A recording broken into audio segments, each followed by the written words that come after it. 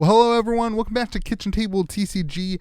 Now with only one little tiny monitor, my my nice big monitor went out on me after like 8 months. I'm really upset about it. Anyway, it's not going to stop the content. We're still going to make lots of content, but the content is I just can't have as many screens open, so I can't do as many screen grabs, which means I can't like have my little thing down there. So if you are interested in who spoiled these cards, make sure you head over to fabtcg.com and look at their videos. Hopefully you've been already following along with them. But let's continue our little series where we're going through all the spoilers. Last time we did this, we kind of ended with Bolton, and so now we're going to look at some of the cards that come from him. And honestly, this is kind of my first look at a lot of these things. Life's been pretty busy, so we're gonna hop in and dive in together and take a look at the cards. And this is kind of my feeling on the cards. I'm really excited. Monarch is shaping up to be I hate to say it, an even better set than I thought. It's unbelievable. I'm just really excited. And honestly, what I'm most excited about is not the cold foils and the legendaries and the whatever. It's actually like drafting and playing sealed. Like I'm really excited to do that. Like I think it's gonna be a lot of fun. And so I don't know. I'm just excited for that side of the game. So let's pop up. This is Beacon of Victory. And his additional cost is a 0 cost. It's a light attack reaction. Okay, so as an additional cost, you may banish X cards from your hero's soul, of course, and X cannot be 0, so you can't choose to do 0. You have to banish some cards from your soul. And then target attack, gains plus X. Obviously, that can't be 0. So if you charge this turn, search your deck for an action card with cost X or less, reveal it, and put it into your hand, and then shuffle your deck. Okay, that seems pretty good. It refills yourself. So you play a card and refills itself in your hand, right? Search your deck for an action card. And then this is going to be Bolton's thing, right? Is to kind of go wide and kind of like keep going, and so that's really nice to have another card in your hand. So you're going to be charging most of the time. You're going to be drawing a card off of this. And then you have to banish cards from your soul. So I think a lot of the times you'll end up playing this for like 1 potentially. So you can kind of keep playing cards with him. I think that's really good. I think that's a safe and healthy play too. And a lot of the cards cost 1 or less as well. Actually, kind of the highest cost I'm seeing is like a 2 cost, I think. So really good card. I can see why it's a majestic. Why you want to be able to have more than the 2 or 3 of these in your deck. So pretty cool. I just want to highlight, I think that he's going to be super good in Classic Constructed because you have that wider card pool. You're not going to run out of cards in your deck to go wide. I think it's going to be really good. All right, this is Bolt of Courage. Okay, now we're getting to where we have to adjust the stuff. We got to go all the way over here for the keyboard. It's a disaster over here. It's a disaster on our channel. One of these days, we will be a high-quality content channel, and you won't like it as much because it won't be as authentic. Won't be as real. It'll be like all this production quality. It probably will never get there. All right, so this is Bolt of Courage, which has some sweet artwork. Check that out. As an additional cost to play it, you may charge your hero's soul. That's great. If you've charged this turn, so it will, right? Because you would probably. So if you don't have a card in hand, then you can't charge, right? But if you do have then it hits. If this card hits, then draw a card. So you're gonna try to definitely charge when you do this so that it gets that kind of bonus action. It seems pretty good. And this is a common, so we'll probably have red, yellow, and blue on this. I wish that it was like a 4-3-2 rather than a 3-2. I'm assuming 1 for the blue. That would make it the hit effect a little bit easier. But Bolton is going to be pumping this. Can Bolton pump this? Let's see. Bolton, if you charge attacks you control, yeah. So they would get +1 if they are defended with an attack action card. So if you do this with Bolton, it would get +1 if it was defended with an attack action card. So that's going to pump it to 4, which is nice. Seems like a pretty solid card. Again, I think in sealed, that's going to be really good. Is that a dragon right there? What is the dragon? That's pretty cool. A dinosaur? No, it can't be a dinosaur. No, Louis, don't say dinosaurs in Flesh and Blood. That'd be ridiculous. Okay, Bolt of Courage. I like it. All right, let's do bolting. Ooh, we got more bolt stuff. Bolting Blade. It costs 2 less to play for each time you've charged this turn, and it's a 4 cost. I think they're going with like a charge. Like you're probably going to try to charge for 2 every turn. It kind of seems like 2 is kind of where these decks want to get to. These 2 costs. The artwork is pretty sweet. So it's like some sort of blade that's bolting and like shining everywhere, and it's attack for 7. That's great. So you could potentially be attacking for 7 for 2. That's pretty strong. I mean, that's no E strike for for tucking a card, but that's pretty dang good. I think this is going to be kind of one of those finishing cards, maybe, where it's like this is the end of your turn, the card that you want to play. So you're building your resources. You're kind of charging as much as you want. So wait, costs 2 less for each time you charge. Oh, so if you charge twice, you're done. That's awesome. If you're able to charge twice on your turn, then you play this for free. Two less to play for each time you've charged. That's really, really, really good. Man, that's better than I thought. I thought that was, I don't know what I thought. I guess I was just too tired and wasn't paying attention. That's really good. That card's going to be fantastic. You mix this, like this is where I think some of these generic cards are going to be really good. Like E-Strike is going to be really good. What's that generic, the new generic that was spoiled a long time ago? What was that called again? Celestial Cataclysm. As an additional cost. So that's a 7 attack for 0. You banish 3 cards from your hero's soul. Oh my gosh. So you banish cards from your soul. So all right. So here's the key. Here's the play right here. You charge, putting your cards in your hero's soul. You play Bolting Blade, you somehow give it again, and then you Celestial Cataclysm by banishing the cards from the soul and attack for 7 twice. That's huge. That's awesome. I can't wait to do that. I don't know. I always say this, like, I'm going to play the class. Anytime I'm talking about a class, I say I'm going to play it, but it's great because I'm going to play all the classes. I'm just going to play the heck out of the game. I'm going to do nothing else other than play this game. All right, Valiant Thrust. If you've charged this turn, which hopefully you have, you gain +3. So another 7 attack for 1. My goodness gracious. Whew. That's really good. I don't want to play against Warrior. And I really don't want to play against Light Warrior. I thought that the Warrior attacks were going to be less damage. I thought it was going to be more wide, like, and it seems like it is wide attacks, but by being wide attacks, I thought it was going to be more like a harmonized Kodachi, like a 1 or 2 or 3 attack, right? Not swinging for 7 a bunch. Do not falter. These fiends shall die like any other beast we faced. Pretty cool. I like the pink hair. That's cool. That's cool. So you can run, you can run all these in your deck. I'm guessing you'd run the reds. I don't know if this would pull a blue. I don't think that this deck needs a ton of blue. My understanding is the deck doesn't need much resources. I mean, Bolt is free. It just doesn't need the resources. It just needs a card draw. I don't think you would want to run the blue ones of this. Look at that, like the thing that she's fighting, the monster back there. I love that side of this game. Like, I'm telling you, the PvE, when that comes out, I'm gonna go nuts. It's gonna be, you're gonna see more content on PvE on this channel than you see on finance. Now, we're not gonna do less finance. You're just gonna see me very excited about it. All right, Belittle. All right, so this is what everybody thought was the dwarf. We all thought this was gonna be a dwarf class, right? Like, why did we think that? Why did we think LSS would spoil it like that stupidly? As an additional cost to play Belittle, you may reveal an attack action card with 3 or less with base power from your hand. Okay, so this is like a draft card for the warrior. If you do, search your deck for a card named Minnowism and reveal and put it into your hand, then shuffle your deck. I assume the next one is Minnowism. That card says the next attack action card with 3 or less that gains +3. That's pretty good. So you may reveal an attack action card with 3 or less. Then you can search for Minnowism, put it in your hand. But you've already played this. Is this an instant? Okay. Interesting. That's kind of a cool mechanic. I feel like I'm missing something here. So you play it, and then you reveal an attack action card, right? You can go and get Minnowism. But Minnowism, you'd want to use Minnowism for this card too. But you'd want to use Minnowism kind of before any card. So I think that's pretty cool.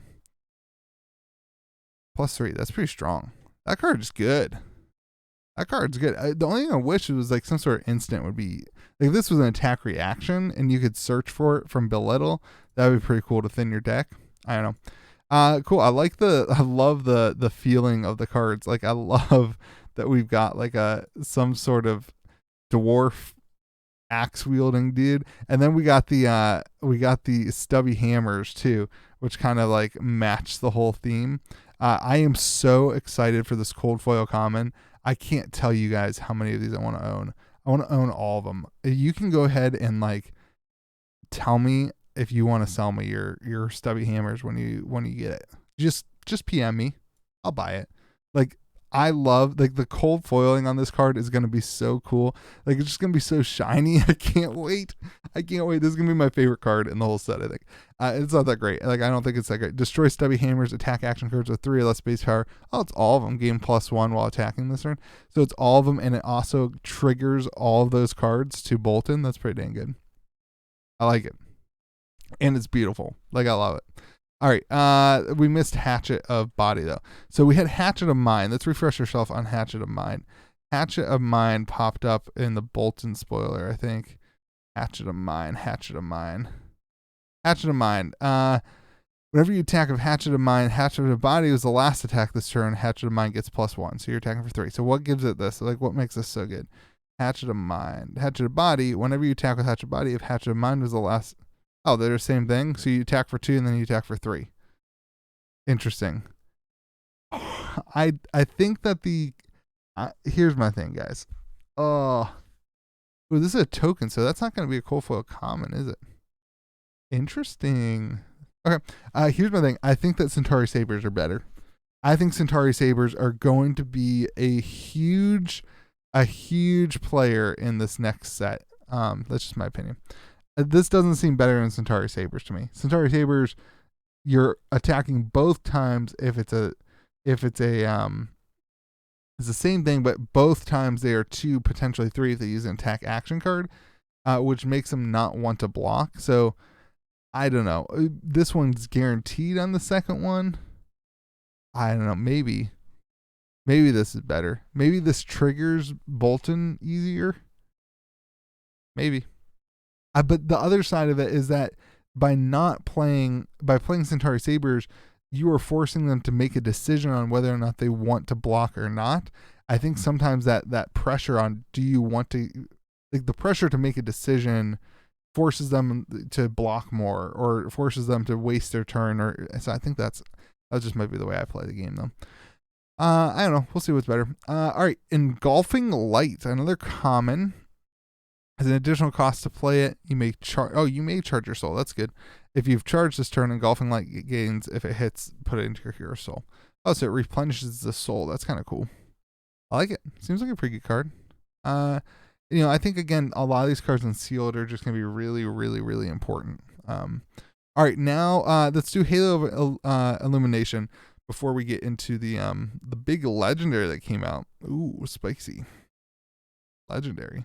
All right, Halo of Illumination, instant, cost 1, destroy it. Put a card from your hand into your hero's soul. If it's a light card, draw a card. Okay, so you are not charging. Okay, so it does not have the charge mechanic written on it. So this does not qualify as a charge, unless I'm wrong, but I don't think I am. If it's a light card, you draw a card. All right, so that's cool, because it's probably going to be a light card, because your deck, other than your E-Strikes, are probably going to be light cards. So it kind of allows you to draw an extra card, which is huge. And then it has Spell Void, which I think will be really good for sealed. Cool. The card looks beautiful. Again, the cold foil on this is going to be really nice, and I'm looking forward to getting it. But it seems like that ability is pretty dang good. I wish that it said charge, though. And I wonder if this card was just too strong when it said charge, and that's why they dropped it to just doing the charge mechanic without charging. If it's a light card, you draw a card. Like, that's really good. Like, that's where this card shines. It's like once per turn or once per game, you can basically give yourself a free card, which is kind of nice to kind of have a big finishing turn, especially with Bolton, who's going to be trying to really use as many cards as possible. That card's really good. Could have been better, though. I think they probably nerfed it a little bit. All right. Oh man, we got a lot of cards. We are behind on the spoiler season. It's all right. You're still here. You can leave if you want. That's fine. I got nowhere to be. I could just go to bed, but sleep's a waste. All right, so this is Gallantry Gold. So this is the common, another common that's gonna look just absolutely beautiful when it's in my collection of cold foil commons. You guys think that's a meme or a joke, but it's not. I mean, look at how cool this is gonna look. It's gonna look cool. All right, so this costs, it's a 1. It's an action. You destroy it. Your next weapon attack gains. Oh, your weapon attacks gain +1. So this is again like the Centaur Sabers are now 3s, almost 4s. You gotta block them. They're gonna like weapon attacks. So this also qualifies to those axes though too. That's the other thing. It also qualifies to those axes. So when would you use this over Brave Forge? Right. So Brave Forge bracers is every turn. If you've attacked once, you may pay 1, and then your next weapon gets +1. Now this one, all of your weapons attack this turn get +1. You still have to pay 1. I don't know. Maybe I do need to go to sleep.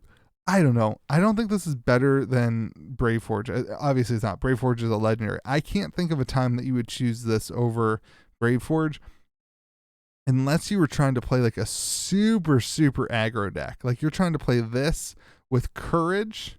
Like you pop Courage Bladehold, and you're swinging, for free at +1 defense. Like that's pretty strong. I think a super aggro build might use this over Brave Forge, but any kind of long play, like especially in Classic Constructed, I think you're gonna want Brave Forge over this.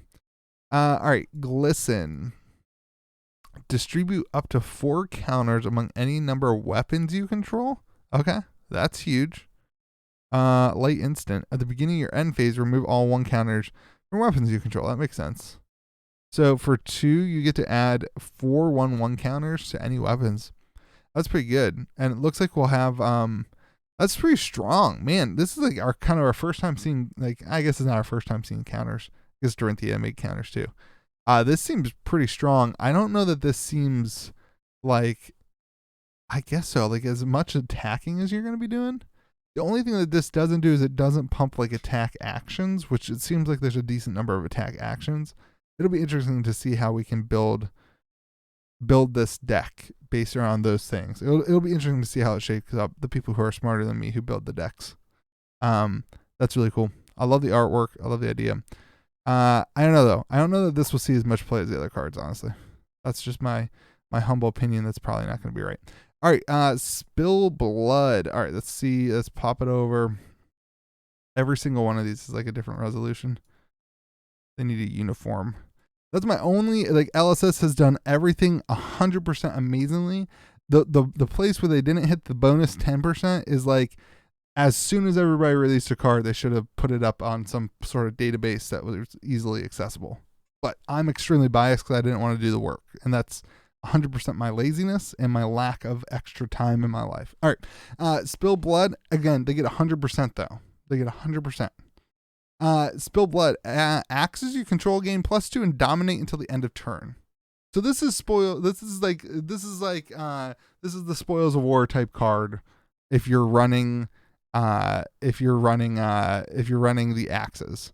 Not that it does the same thing as Spoils of War. I mean, it kind of does. It's like +2. Spoils of War gives the current one +2 and go again. The next attack action. This reads very similarly, although this is axes you control. So this is both your weapons get +2 and dominate. So that's pretty dang strong. Really good. That's a really good card. And the artwork is really good. Like, how do they make the light hero? Like, and then they make artwork like, they make artwork like that pungent and that like, oh, that's good. Like, I think that's a female. Yeah, it must be. Just like looking back, like I am the bee's knees. Look at that axe too. Oh my gosh, please be a legendary sometime. Oh my gosh, look at that axe. That is so cool. I hope that's a legendary someday. I don't think we got the legendary. I don't know. We got the legendary arms or something like that. I don't know. That thing looks sweet though. That thing looks sweet. Okay, cool. I think that card's really good. I think that's going to be like the Spoils of War. If the warrior, light warrior, is as good as warrior has been, that's going to be the Spoils of War of the set. It's going to be kind of the, if we are using the axes and not what I think, which is Lee Centauri sabers. Or we'll be using this bad boy, this majestic weapon. So once per turn, 0 cost to attack with Raiden. I'm assuming that's what it is. Raiden Duskbane. If you've charged this turn, it gets +3. So if you've charged 6 times, it gets +18. If you've charged, math right? Yeah. If you've charged 3 times, it gets +9. Right? Like this is huge because like this is where I think like is Sir Bolton going to use a 2-handed weapon, or is he going to use this? Because I think that's a really interesting thing. And this is obviously Bolton's weapon. It says that in his new position as Inquisitor, Bolton was gifted a Solarian blade, benefiting his noble and courageous heart. So use the power of your soul to drive the gleaming sword through the shadows and prevent your enemies from threatening the Golden City. Pretty great. Pretty fantastic. Definitely a really good card. Again, it just the thing is, are we going to, like, what way are we going to build this deck is really the interesting thought. All right, we got 4 more. If you guys are still here, more power to you. This is Dusk Path Pilgrimage. In Dusk Path Pilgrimage, your next weapon attack this turn gains +3, and if it hits, you may attack on an additional time with a weapon this turn. Oh wow. Oh wow. Dorinthia fans, are you happy about this? I feel like you are. That's really good. I feel like that's really, I don't play Dorinthia because it's kind of meta and boring. I feel like Dorinthia just got a huge bonus card. Maybe I'm completely wrong, but you're going to be, oh man, that seems really good. That seems really good. I don't want to talk about it anymore. All right. Brandish. Ooh, this is cool. I like the artwork. Generic, your next, if it hits, your next weapon attack gains +1. Pretty basic. Again, this is going to be good for sealed and draft, but you're not going to put this in your deck because you're not going to hit enough. It's not, I mean, that's more for sealed. All right, we got the legendary. We'll do Alpha Muscle first. So this was Radio Reflexes. This is like the only spoiler I was able to watch today. This was Radio Reflexes spoiler. They did a great job. They're so much fun. They love this game so much. Shout out to Alan and to Ian. They just love the game so much. It's awesome. Out Muscle. When Out Muscle isn't defended with a card with equal or greater power, it has go again. Oh, that's so cool. The flavor is so cool. I love it. So yeah, you're gonna be running this as a 6 probably. That is such a cool card, and again, like in sealed, that's gonna be a lot of fun. That's gonna win some games in sealed. I think that card's gonna win some sealed games. That's gonna be probably an easy draft in sealed, or easy pick in sealed. It's just like, the idea is like you're going to most often be able to give it go again, unless you're kind of playing against a brute. You're going to be giving it go again a lot, which is kind of really cool, like flavor, right? Because the brute's going to be stronger. I like it. All right, let's talk about Valiant Dynamo, which is our legendary. Those of you who waited 23 minutes into this video, more power to you, everybody. Valiant Dynamo. Wow. Okay.